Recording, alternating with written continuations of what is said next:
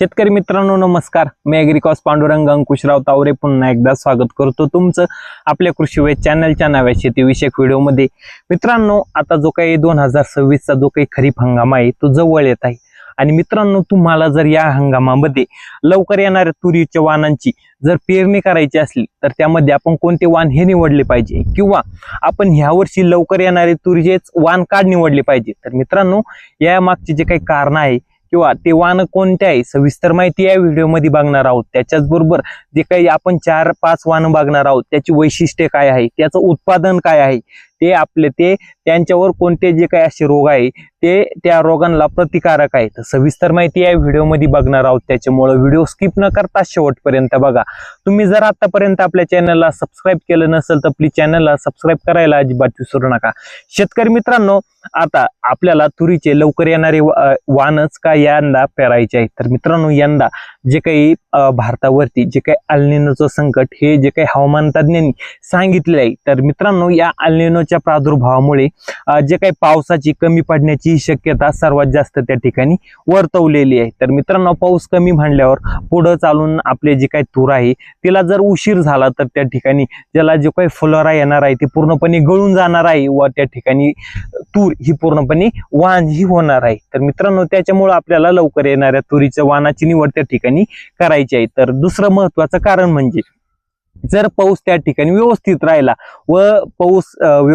आणि त्याच्यानंतर जर तुरीला व्यवस्थितपणे फुल धारणा जर व्यवस्थित झाली तर त्याच्यानंतर येणारं सर्वात महत्वाचं जे काही दुसरं संकट ते म्हणजे धुई धुकं. मित्रांनो, ह्या धुई धुक्यापासून जर आपल्याला आपल्या तुरीला वाचवायचं असलं तर सर्वात महत्वाचं आहे आपल्या तुरीला लवकर येणाऱ्या तुरीच्या जातींची लागवड करणे. तर मित्रांनो, चला तर बघूया मग त्यात लवकर येणाऱ्या तुरींच्या जातीमध्ये कोणत्या अशा 4 व्हरायटी आहे त्यांची लागवड आपण आपल्या पिकामध्ये करू शकतो. तर मित्रांनो, हे जे काही पूर्ण माहिती आपण या व्हिडिओमध्ये बघणार आहोत त्याच्यामुळे व्हिडिओ स्किप न करता शेवटपर्यंत बघा. व तुम्ही जर आतापर्यंत आपल्या चॅनलला सबस्क्राईब केलं नसेल तर प्लीज चॅनलला सबस्क्राईब करायला अजिबात विसरू नका.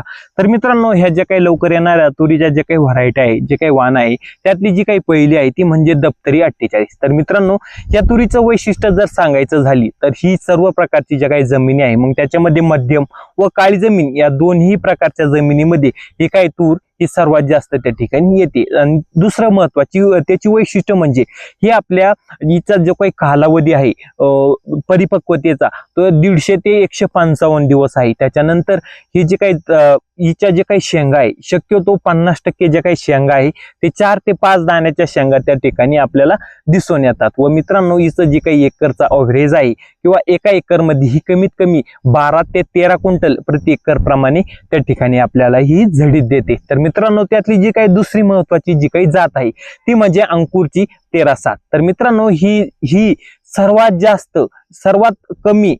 सर्वात कमी दिवसात परिपक्व होणारी जात त्या तुरीतली आहे. तर मित्रांनो, ही आपल्या हिचा परिपक्वतेचा जो काही काळ आहे तो 140 ते 150 दिवसादरम्यान ही तूर पूर्णपणे परिपक्व होते. त्याचबरोबर हिचे दाणे जे काही दाण्यांचा जो काही आकार आहे तो टपोरे व रालसर त्या ठिकाणी दाणे आहे. तर मित्रांनो, त्याचबरोबर ही जी काही तूर आहे ती मर रोगाला व जे काही स्टरिलिटी मोझाईक व्हायरस आहे या दोन्हीही जे काही रोग आहे त्यांना मध्यम त्या ठिकाणी प्रतिकारक आहे. मित्रांनो, हिच्यामध्ये प्रादुर्भाव हा होतो मर रोगाचा पण जास्त प्रमाणात प्रादुर्भाव हा होत नाही. त्याचबरोबर हिची जी काही लागवड आहे मध्यम ते भारी जमिनीत आपण तिची लागवड ही करू शकतो. तर मित्रांनो, त्यानंतरची जी काही तिसरी महत्वाची आणि जबरदस्त जी काही व्हरायटी आहे ती म्हणजे पंचगंगा कंपनीची जी काही लक्ष्मी.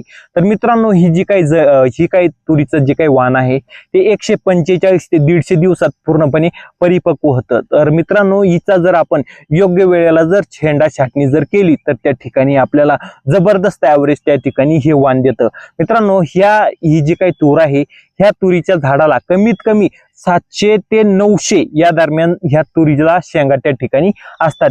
ही जात त्याचबरोबर मध्यम ते भारी जमिनीत सुद्धा जबरदस्त त्या ठिकाणी आपण येते व तिची आपण लागवड त्या ठिकाणी करू शकतो. मित्रांनो, हिच्या जे काही शेंगा आहे ते बहुतांश शेंगामध्ये 5-5 दाणे त्या ठिकाणी असतात. त्याचबरोबर मित्रांनो, ही जे काही तुरीचं वाण आहे हे जे काही मर रोगाला मध्यम प्रतिकारक आहे. तर मित्रांनो, यातली जी काही चौथी महत्वाची आणि बेस्ट वाण आहे ते म्हणजे बूस्टर कंपनीनं यंदाच त्या ठिकाणी लॉन्च केलेलं जे काही लाल क्रांती, तर मित्रांनो ही जी काही तुरीचं वाण आहे ती 155 दिवसात त्या ठिकाणी पूर्णपणे परिपक्व होते। त्याचबरोबर मित्रांनो या तुरीच्या वाणाच्या जे काही शेंगा आहे त्याच्यामध्ये बहुतांश शेंगा हे 4 ते 5 दाण्याच्या असतात व जे काही दाण्याची जे काही क्वालिटी आहे हे एकदम टपोरे असतात व गोलसर असतात। तर मित्रांनो निश्चितच आहे जर आपली तुरीचे दाणे हे मोठे व टपोरे असले तर साहजिकच आहे आपल्याला चांगला बाजारभाव त्या ठिकाणी हा मिळणार आहे। तर मित्रांनो इथं सर्वात महत्वाचं जे काही तिसरं वैशिष्ट्य म्हणजे ही कोरडवाहू जमिनीत एकदम उत्तम येते व मित्रांनो आपण जर याला एखादं जर पाणी दिलं तर त्या ठिकाणी आपल्याला ही 13 ते 14 क्विंटल प्रति एकर त्या ठिकाणी होऊ शकते। त्याचबरोबर मित्रांनो या तुरीचं सर्वात महत्वाचं आणि सर्वात जास्त ओळखली जाणारे वैशिष्ट्य म्हणजे ही जी काही तूर आहे ही मर रोग, त्याचबरोबर